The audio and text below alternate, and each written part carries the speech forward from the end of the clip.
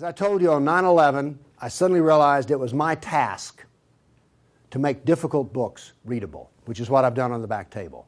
I sometimes describe myself as a man who reads big, thick, old books and writes modern, small books that anyone can understand. And actually, I rather enjoy it. I don't surf the web.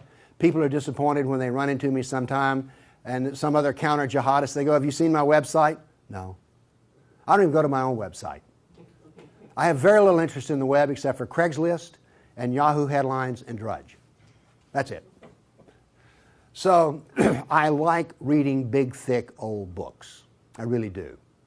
But I thought when I got my books written in which the Quran was easy to understand, here's Muhammad easy to understand, all these books on Sharia and everything were easy to understand, I thought, we win. No, we don't even have game. Because what I discovered was, other than a minority view, and trust me, you are so minor, everyone else's reaction to the knowledge, to the answer to question, what is the true nature of Islam, react in fear, hatred, and anger.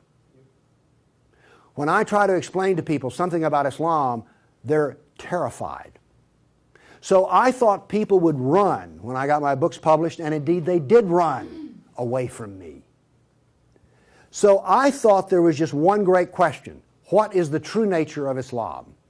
But I found there was a second question more important. Why are we afraid to know Islam? Now, remember I told you about stories? Here's the thing. My books are factual. They work here. But in dealing with human beings, if you're going to make a sale, any salesman will tell you this, the facts are secondary to the feelings. And where you get feelings is from stories, amongst other places. And I began to think about, why is everyone so afraid even though they don't know anything? Well, it turns out they do know little figments of stories about Islam that involve violence. And the knowledge that they were into the slave trade does not come as a shock, really. So, remember I told you that the house of Sufism was like a palace with a smell coming up from the basement? Everyone smelled that smell. They just don't want to talk about it. But it's somewhere deep in the back, almost primordial mind. So, the problem is we don't know the history of Islam. We don't know the answer to this question. This is the world of Islam. How did it happen? You can ask very intelligent people, and they will not be able to give you the answer to this question. How did North Africa go from being European and Christian to becoming Arab and Muslim? How did that happen? And is that an important question? How did the Middle East go from being Christian to Muslim? And is that an important question? I think it's an overwhelmingly important question. All right. Now, to understand how that Islamic world came about, we're going to have to go about and see how Islam entered our world. Now, to do that, Islam entered the world of the Byzantine Empire. We know that in the Sirah, Muhammad's life, his last days were spent killing Christians and subjugating them. After he died, that process continued. So, let's describe the world that Islam invaded. Now, we're told that the Roman Empire collapsed when the German barbarians invaded Rome. Y'all heard that story? Well, that's false. That is not true. It is wrong. What happened was, after the German barbarian tribes invaded Rome, they set up their own version of the Roman Empire. They retained classical culture. They spoke Roman. They hired Roman philosophers and Roman attorneys to teach their children and to run their schools. They came into the Roman Empire not to destroy the empire, but just to get the goods for themselves. The eastern part of the empire, so-called Byzantine Empire, is over here. Now, this is after the German invasion. The important point is this: there was still a classical empire. It's not collapsed. Then, after the fall of Rome, the Byzantines gradually exerted their political influence till now this was the new form of the Roman Empire. This is the Byzantine Empire, and it is about to be invaded. This is the classical world that Islam invaded. Notice that the classical world is still up and running. It's critical to remember that. It was now weak, but it was still up and running. We're going to see what caused its collapse. Here we see in 25 years, 3 stages of development of the spread of Islam. This is 25 years' work. How is it that the Arabs were able to do to the Byzantine Empire what the Persians could not do in Iran? Here's the answer to that question. It has to do with Iran, actually. The Greeks and the Persians had been having wars since forever. All right? The 300 at Thermopylae, that was about the Persians. All right? Alexander the Great, he defeated the Persians. The Persians kept hammering on the Romans and then the Byzantines, and 25 years before Islam invaded, there was one massive last series of battles that left Persia weak and the Byzantine Empire very weak. Then comes along the Black Plague. 1 person in 3 dies. So the Byzantine Empire, when Islam invaded, had been weakened by a long war with Persia and the loss of 1/3 of its population. The economy had collapsed by 2/3. You think the Obama economy is bad? Try 2/3. So we had an empire that was weak, invaded by people with a mission. Now what's important here is these 3 different shades of green represent the different caliphs. This empire is beginning to build here came from people who could be described as the apostles of Muhammad. Why is it important to know that? They knew Muhammad. They held his hand. One of them, Ali, married his daughter. Abu Bakr was his father-in-law. These people are not just brothers in the religious sense, they're brothers in the family sense. They knew Muhammad like I know my wife. And what did they do? Did they go out preaching the Quran? No, they didn't. They picked up their swords, got on their camels and horses, and went out whacking Christians and Persians. That is, this is the true nature of Islam. Here you see it. This is the fruit on the tree. Massive destruction. Now notice something else that's happened here. Egypt is the breadbasket of the Mediterranean. Syria, the heart of the intellectual world of the classical empire. In 25 years, the classical civilization lost its ability to feed itself and lost its biggest brain trust. This destroys classical Christianity. Christianity that we have today is a bloody stump of the original Christianity. Why? This destroyed the heart of it, transformed it.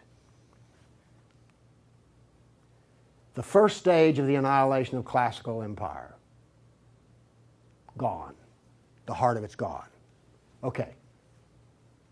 A century later, notice over here in Spain, 750 AD, Spain is already Muslim. This is rapid fire conquest. This is going to become very important because this happened as it were in the life of a nation overnight. This brutal assault is the key as to why we fear Islam. Now then, you're next going to see history that you've not heard before. I'm not a historian, but I am a scientist. And I can reason from data. I knew, once I read the story of Muhammad, that I had been fed a pack of lies about what caused the Dark Ages. Roman barbarians didn't cause the Dark Ages. First off, why would these barbarians were Germans? These are the same people who made Germany. You're telling me they were too stupid to learn how to do Roman law and stuff? Of course not. They were very intelligent people. They didn't cause the collapse. But that's the classical theory. If you go to Vanderbilt, that's what they'll teach you. Here we go with the data. There has recently been a lot of classical ancient works that have been translated and put into a database format so they can be accessed. There's been massive archaeological research under the ocean and at the edge of the Mediterranean. From this archaeological research, we're able to track history and economies. All right? That figure I gave you about how the economy collapsed, that came from the study of sunken vessels. Because if you're not buying much, you know, if 1 in 10, let's say 1 in 10 ships is sunk, that figure's not that high, but whatever. If you see a lot of sunken ships, there was a lot of ships sailing around. When they go down, the economy goes down. So from this data, we know a lot. And this, in particular, the database of ancient documents, gives us 548 battles that Islam fought against the classical world. This is all new information. I've talked with people who consider themselves history buffs, and they go, well, let's see, battles of Islam against Europe. Let's see, we've got the invasion, we got Tours, we got the invasion of Gibraltar, we've got Lepanto, Gates of Vienna, collapse of... Okay, that's 5. You talk to a historian, and those are the 5 battles they can scratch up. And I remind you, you can have all of these slides if you just send me an email for it. Okay, what does this new data show us? It shows us this. See the white spots? They're brand new battles. They're going to change to red. These are new. Every time, I want to show you this all over again. Every tick is 20 years. The new battles for that 20-year period come up in white, then they fade to red to show you the history. So white's what's happening right now, red has happened. Let's see how these 548 battles act out over. We're going to watch, in 70 seconds, we're going to watch 1,200 years of conquest. Look how fast this is happening. Bam! Here comes... You didn't know France was hammered that hard, did you? You heard of Tours. Watch what's happening in Spain and the islands. Now, many of these raids or battles, if they're at the coastline, are slave raids. The slaving that took place in here was extensive and went on and on. All of this work is also happening now then. We're now into the golden age of Baghdad. This is the punishment that's being handed out to Christians everywhere. In Spain, after one battle, there were knights' heads were cut off and they made a pile so high that a man on horseback couldn't see over them. All of the European civilization in North Africa is now gone. I have a question. Have you read the 13th Tribe? No. Okay.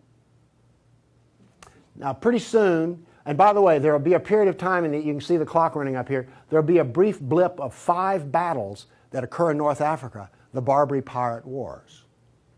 We're on there. Okay? Now then, Byzantium has fallen. Now then, Eastern Europe is being hammered. Notice that it is relentless. It doesn't stop. This is the history that you're never told about. This is the history that explains how all of this came about. Now then, they're getting slower because Islam is becoming weaker.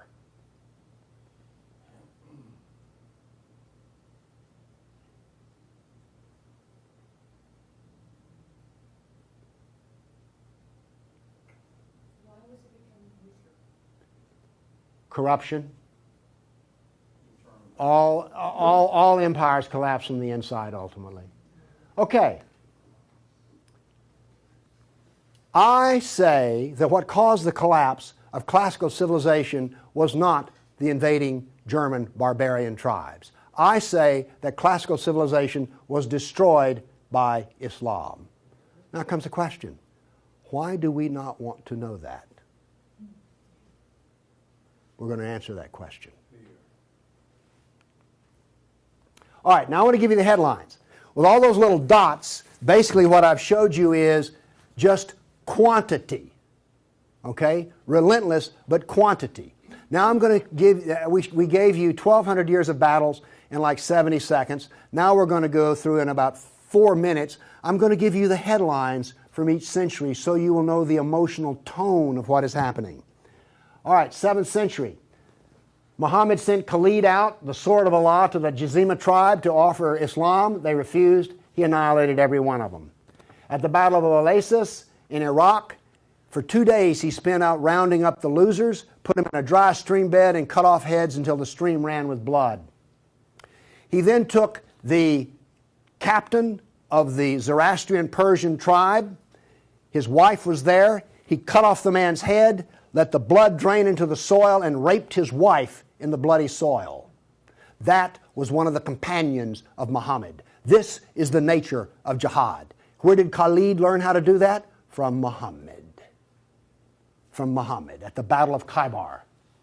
Umar conquered Jerusalem, and every Jew and every Christian became a dhimmi, which is a third-class semi-slave.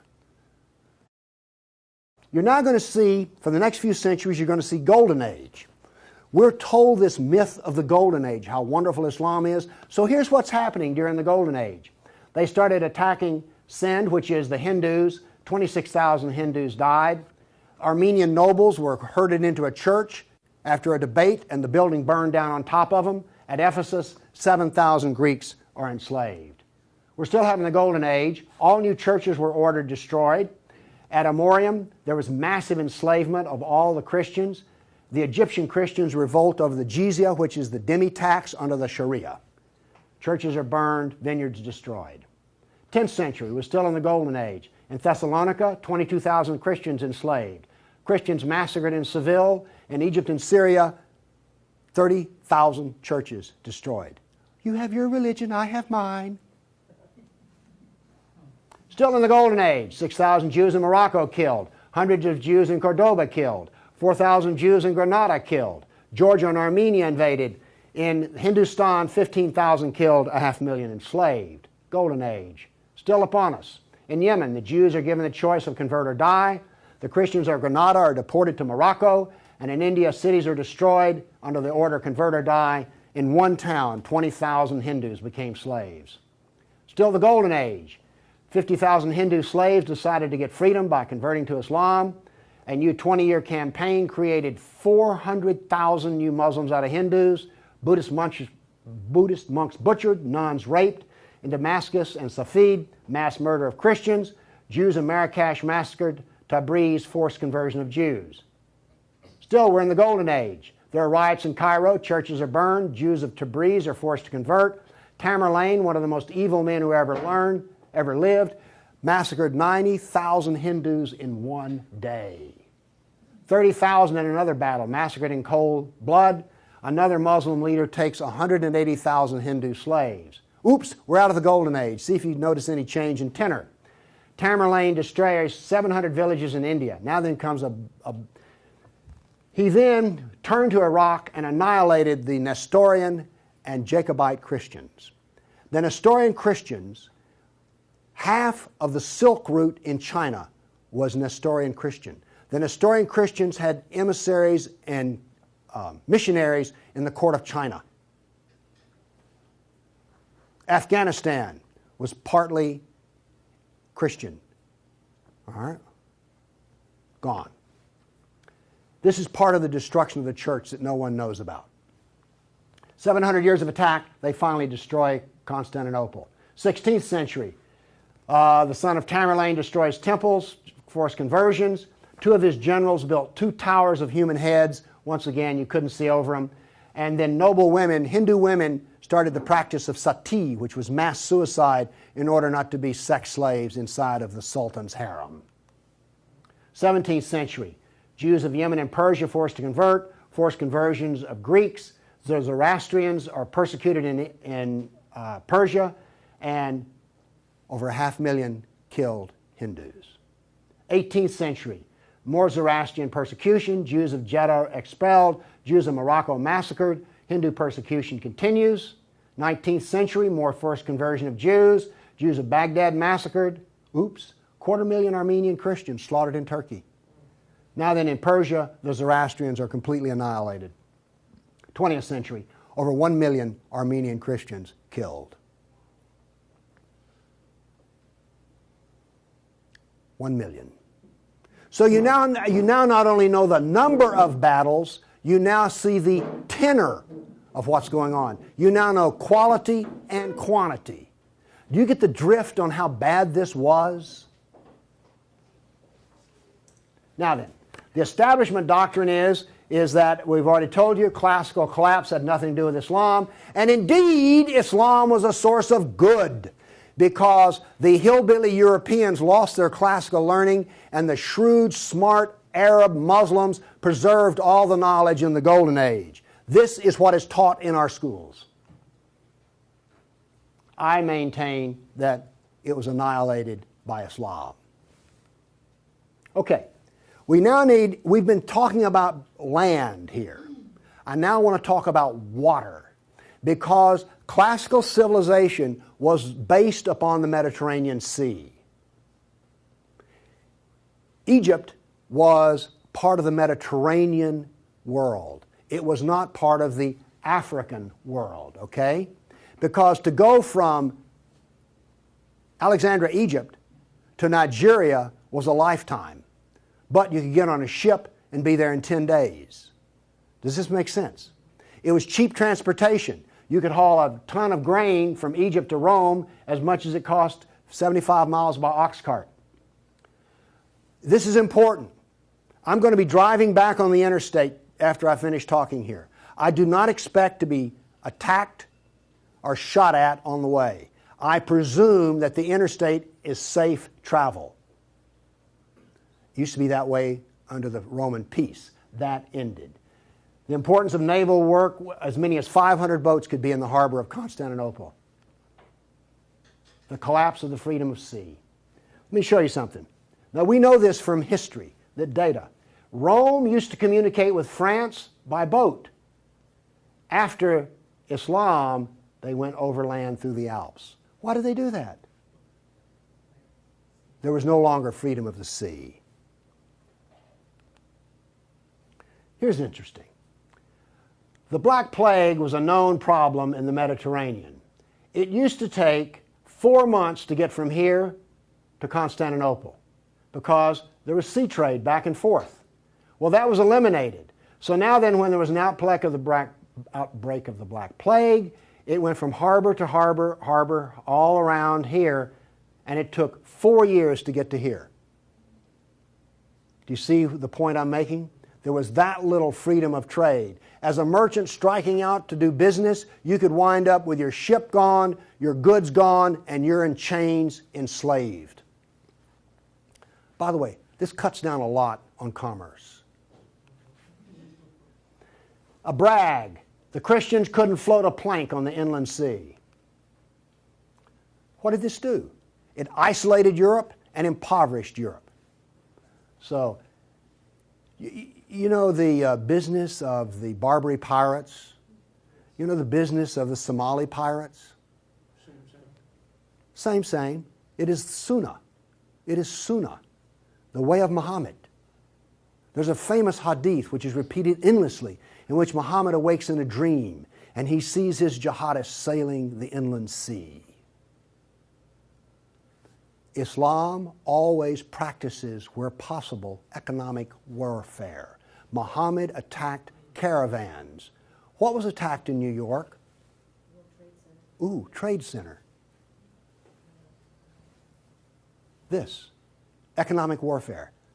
I am an admirer of Islamic civilizational war methods. They're superior to everyone else's thinking in war. They use everything for war. Everything, including the womb. This was an economic jihad. There were 3, you've heard of the Dark Ages? Well, there were 3 Dark Ages.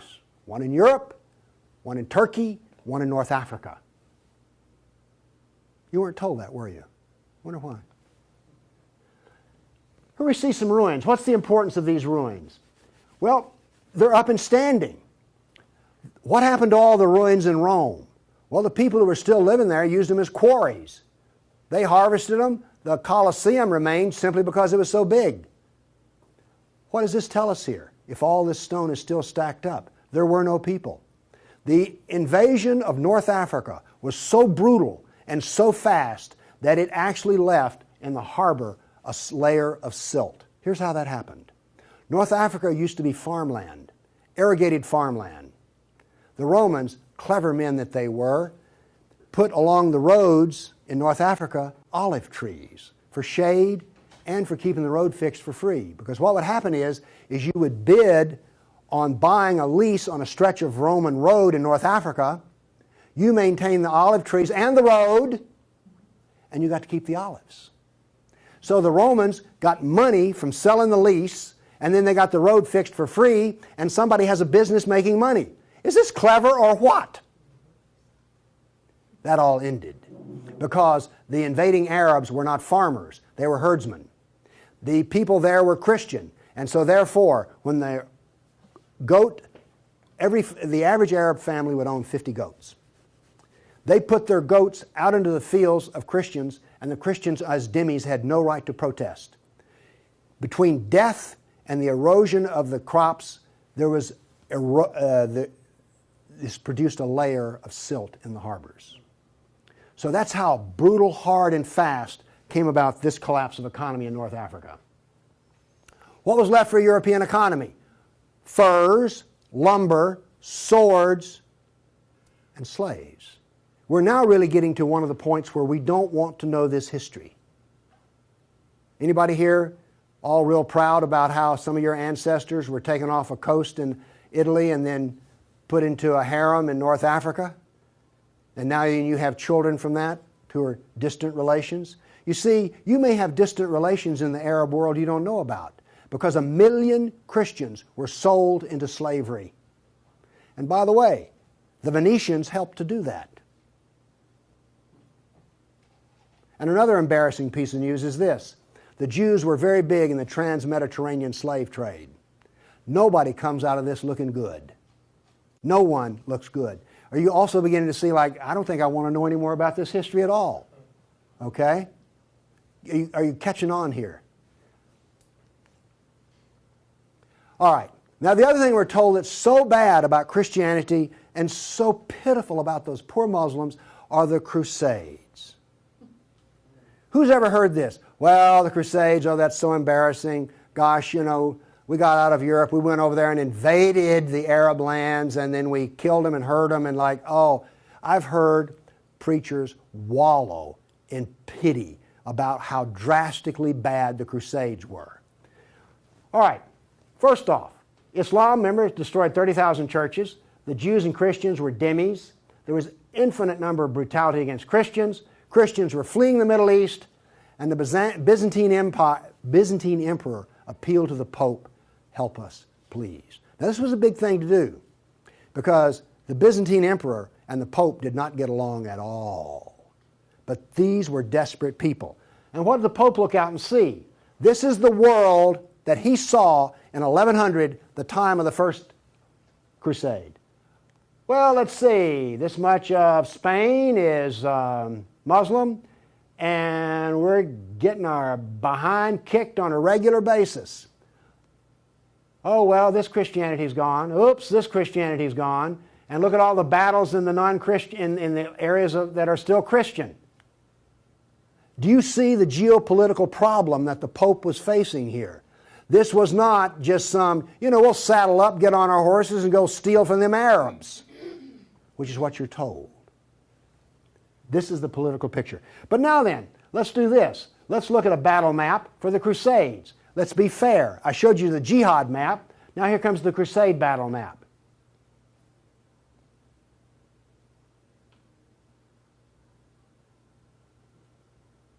We're almost done. That's it. Now we're told that the Crusades are the moral equivalent of jihad.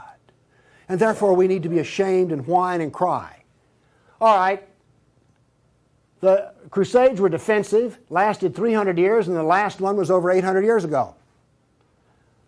All the jihad was offensive, lasted 1,400 years, and it's happening right now. In all probability, some Christian is being slaughtered in Nigeria today. Now, Is this moral equivalence?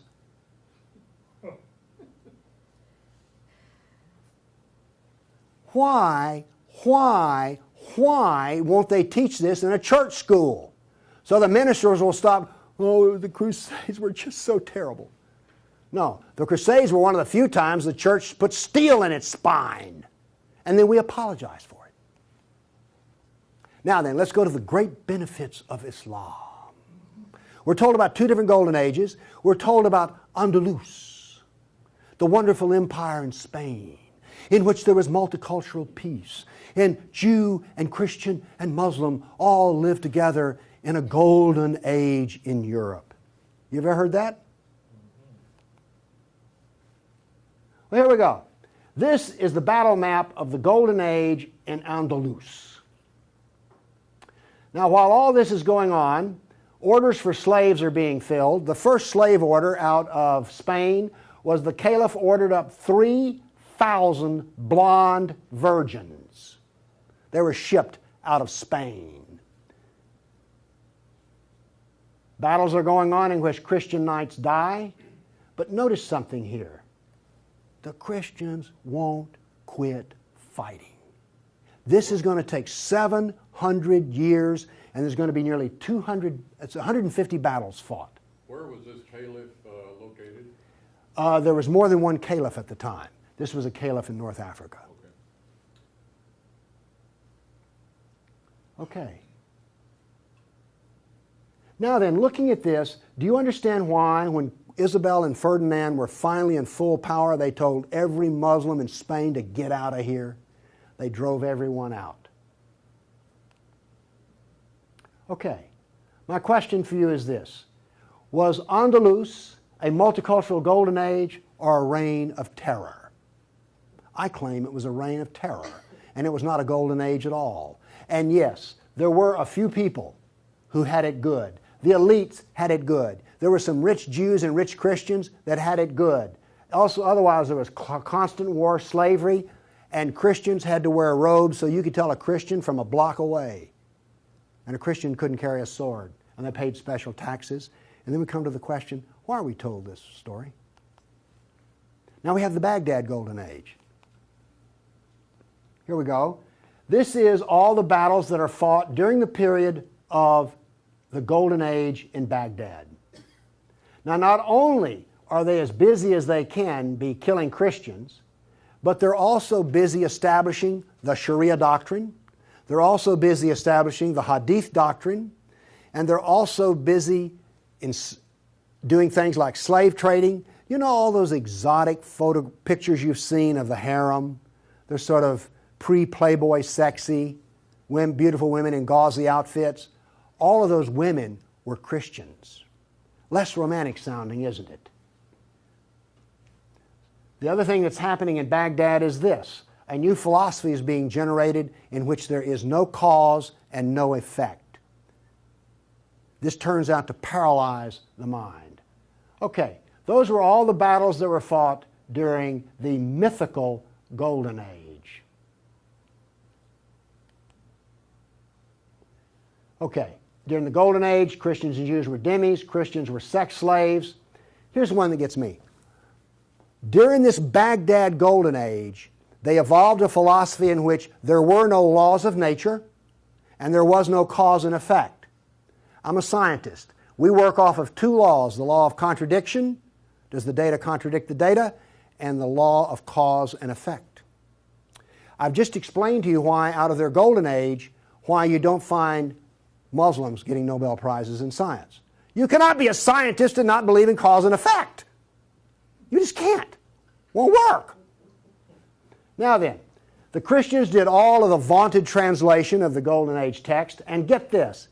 We're told that this was such a great peak of learning, they destroyed 90% of the books.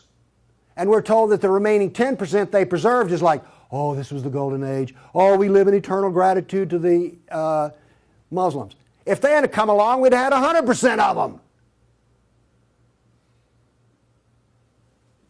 Presented with a library in India, the largest library in the world was a Buddhist library in Nalanda. They came to him and reported the existence after they had conquered, and they said, "What shall we do with the library?"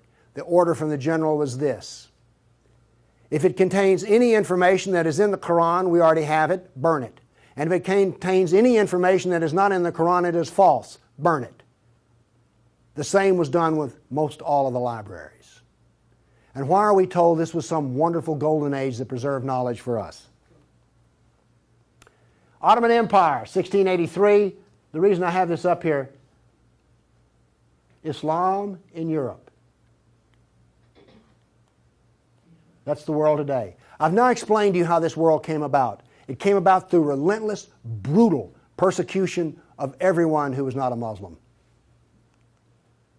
Now then, let's change to modern times. All of that work stops in 1922. This works off a database of 19,000 jihad attacks since 9/11. There are things like this. I know the date, the country, the city, how many are killed, how many injured, and a description. Now, when you present a guy like me with 19,000 pieces of data, I start asking questions. How do we make this make sense? So let's make it make sense. By the way, you did hear all about these 19,000 attacks in the Tennessean and the local newspaper, didn't you? You did hear about this. It was on the nightly news. We heard about Fort Hood. Oh, the workplace incident. Oh, yeah, I got that. All right. Anyway, moving along here.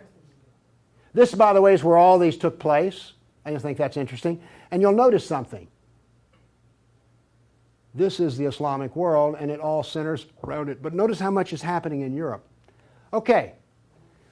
I take the data and I parse it and I divide it. I use Islamic doctrine to analyze this data. What does Islam insist on? Well, in my first lecture, I told you they're fixated on the kafir, right?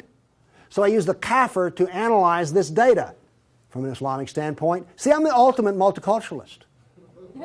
No, really. I'm the only person you've ever met who analyzes Islam on the basis of Islam. Here we go. Here we have, in the last 10 years, the total number of attacks.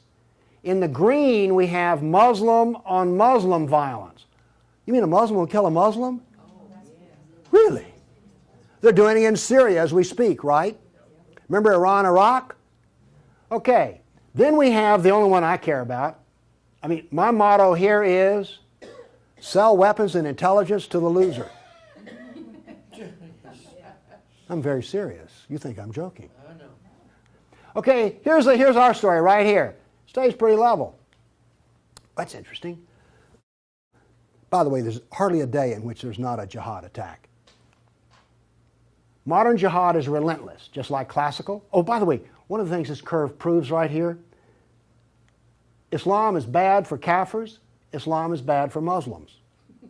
Islam is bad for Muslim and non-Muslim. That's what this data shows us. You want to argue with that? Okay, modern jihad is relentless. But what did we see in the other battle map? It was relentless. There are two types of jihad, against the kafir and against Muslim. You see, every time they kill a Muslim, the reason in Syria they're killing other Muslims, they're not real Muslims. Okay? Now then, we've introduced, however, a new phenomena. The mom and pop non-state jihadi shop. Okay? All of those battles up to 1922 were out of the caliph. Okay? We now have non-state jihad. That is all that is different. Okay, jihad attacks per year. I just chose the top 4 nations. But this doesn't really give us what we want because Israel's teeny weeny and India's great big, so let's do this on per capita.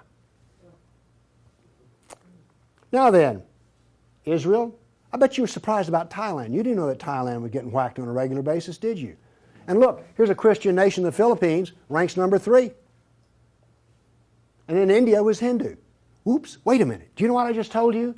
Jihad is against the Jew, the Buddhist, the Christian, and the Hindu. This is the data.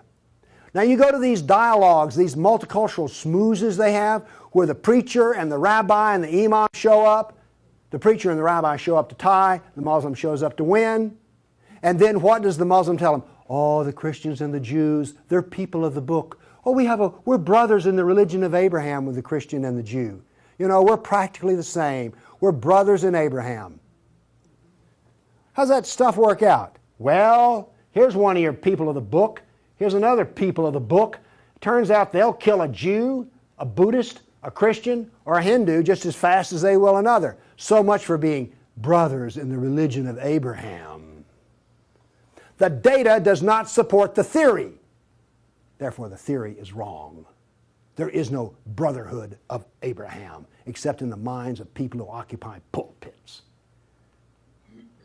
The jihad is against the Jew, the Buddhist, the Christian, the Hindu, and the secularists, by the way. The secularists are the worst of all. Well, maybe worse than the Hindu. It gets hard to know, you know, I mean, really. It's against all kafirs. That's who the jihad is against. The religion of peace. Here we go. 548 battles, 19,000 jihad attacks. In 12 decades, in 1,400 years that are jihad-free. Therefore, Islam is 91% violence and 9% peace. So George Bush was 9% right when he declared religion of peace. Constant violence is why? There's a doctrine. The doctrine of jihad is found in the Sirah, the Quran, and the Hadith. We've already been over this. They don't like kafirs. We have a whole doctrine of jihad within the text. Islam was only successful through jihad. Therefore, we have a doctrine which produces jihad, and it produces this effect of the collapse of civilizations. Here you go. Tears of jihad. 270 million dead over 1,400 years. Read them and weep. Read them and weep. The doctrine drives history. History shows the true nature of political Islam. Political Islam is the enemy of all Kafir nations. There's an intellectual history. In 1,400 years, I've read a lot of old documents. They never talk about the Muslim. They talk about the Arab, the Turk, the Moor, Al-Qaeda, Asian, and it's always been by specialists. And today, all the established specialists are apologists for Islam. Why was the Quran code not cracked in recently? How come we don't teach Muhammad? And why is the Golden Age propaganda taught? Why do we remain ignorant and keep suffering? I maintain there's a reason for this. I maintain that this constant brutality over the centuries has produced in the Western mind the equivalent of the abused dog, the beaten wife, and the raped child. We do not think correctly. Everybody's seen the beaten dog that when you approach it, that is the Western mind.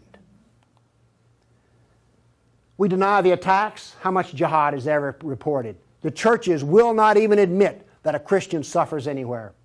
Fear. Muhammad used fear. Any public critic of Islam has a certain fear element there. Guilt. Oh, we haven't treated Islam right. If we treated him better, everything would be good. We don't teach the history. We humiliated. Who here is going to go home and brag about how your ancestors were slaves, how your history was annihilated, and that all we teach is the lie of the Golden Age?